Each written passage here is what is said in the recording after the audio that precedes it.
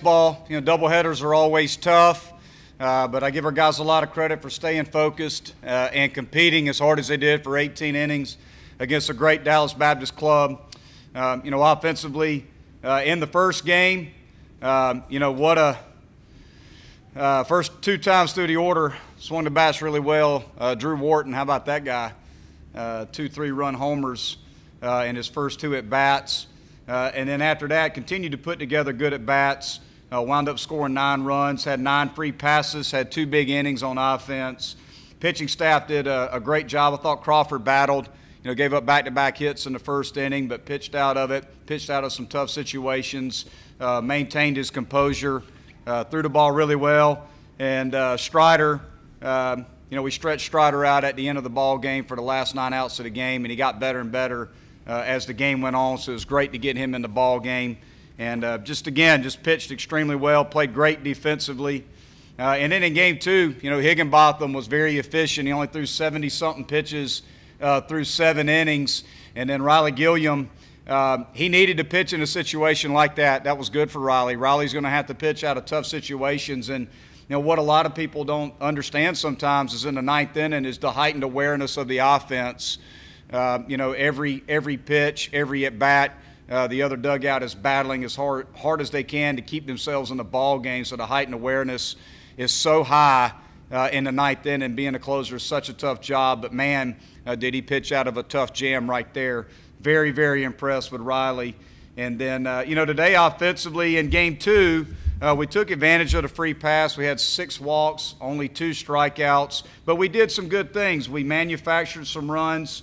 You know, Cromwell had a nice bunt in the 8th. Chris Williams sac fly. Seth Beer followed Logan Davidson's leadoff single with a home run in the early part of the ball game. And then we played great defensively.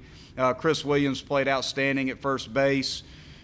Seth made a nice catch down the right field line. Drew Wharton made a nice play down the left field line late in the ball game. Our outfield defense has been phenomenal. Infield defense has been great. And Kyle Wilkie, you know, oftentimes we don't talk enough about the guy who has to catch 18 innings in one day. That's pretty tough to do. It's the toughest position on the field, and he went back there and he caught as well as he possibly could for 18 innings. So just one of those unsung heroes that sometimes doesn't get the credit he deserves. But our pitching was outstanding today. Only gave up a couple runs against a really good offensive club in Dallas Baptist. And got to sweep, which is always a lot of fun to get those. You don't get too many opportunities to sweep an opponent. So just overall great weekend by our guys, and got to give all of our guys a lot of credit.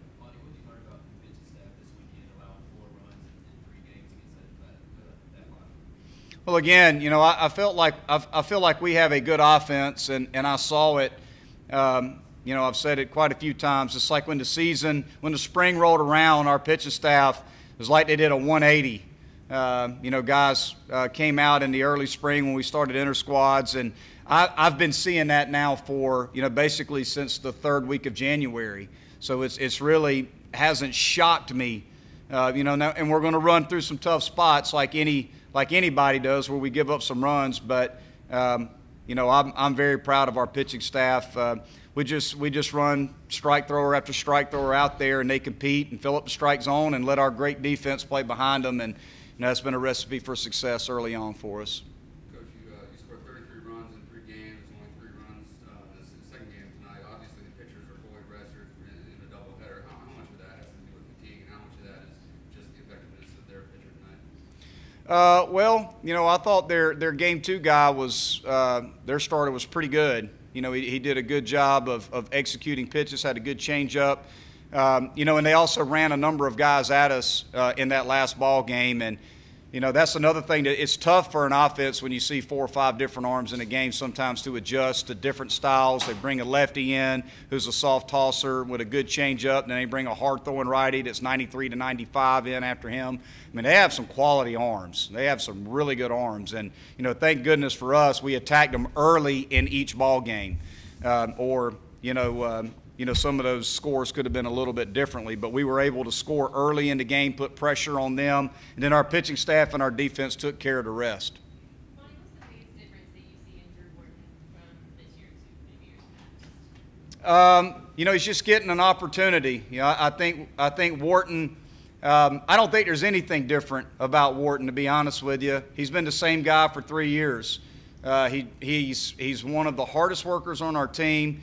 He's a positive young man, even when he wasn't getting maybe the opportunities to play that I would have loved to have given him. Or, he's one of those guys you always feel bad if he's not in the lineup because he does so many things so well. But we've always known that he's a plus defensive player. He's got a good arm from the outfield. He just needed to be able to put together good at-bats to give himself a chance to be in the lineup, and he's doing that right now, and couldn't be happier for him. He's a great young man, and he's doing everything really well for us right now, swinging the bat and playing great defense. You've had a real nice contribution by your new center fielder, Bryce D'Ambrosio. What can you say about him, and is this something you saw in the fall or, of course, in the spring before the start of the year? Well, what we knew when we recruited him was we were getting a big, very athletic outfielder who had the potential to hit for power. He's got pro tools, raw, just needed to develop. Unfortunately for us, he missed all of the fall. He broke his hand diving for a fly ball. Our first team practice, that's Bryce. He's gonna. That's how he practices, just full steam ahead. Broke his hand, so we didn't get a chance to work with him a whole lot in the fall. So in the spring, what we saw was just a guy that's got worlds of potential, and he plays so hard. He's a tough kid. You'll get hit by pitches. He can put a bunt down for you. He can hit for some power, and he plays great defense in the outfield. So he's a kid that's only going to get better and better the more opportunities and the more reps he gets, but he's got a chance to be a special player. Most people talk about the home runs and the power of this team, but you guys bunted whenever you wanted to this weekend. Do you guys take pride in being able to play small ball when you have to? Well, Coach Davidson works with our outfielders and works with our guys on the short game. He's kind of taken it. He kind of took the short game early in the fall and said, this is something that I'd like to help the team with. So I got to give Mark Davidson a lot of credit there. He's worked with our guys on a daily basis on the short game, and you can tell it's made a huge difference. Cromwell with a nice bunt. Number of guys. We feel very comfortable with pretty much anybody in our lineup. If we need to get a bunt down, that they can do it. So I got to give Mark credit for working with our guys and getting them better in the short game, because it's crucial, especially in low-scoring games. We got to be able to get a bunt down. How did the series with Dallas Baptist come about? Do you feel like this kind of test early in the season can help you, particularly going into next weekend? Well, it's definitely, it's a great confidence booster anytime you can win all 3 games regardless of the opponent. But Dallas Baptist is a quality team. I mean, they're ranked 10th in one poll, so we have a tremendous amount of respect for them, and knew that we were going to face a really good team with a good lineup, a veteran team, and I don't know if I would have expected this. I mean, we played really good baseball. We scored a lot. We did pretty much everything this weekend. We hit the long ball. We were able to, to play the short game. We played great defense, and we pitched exceptionally well. So on all fronts, we played great baseball, and, hopefully we can continue to do that. Coach, you got Winthrop in the midweek game this week before the next series with South Carolina. Obviously, Winthrop is a team you're pretty familiar with. What do you know about them, and do you expect to go with Sam Weatherly again? Yeah, we would expect to go with Weatherly. We need to talk about it, but I would expect that that's who we'll go with. And haven't really had a chance to scout Winthrop yet.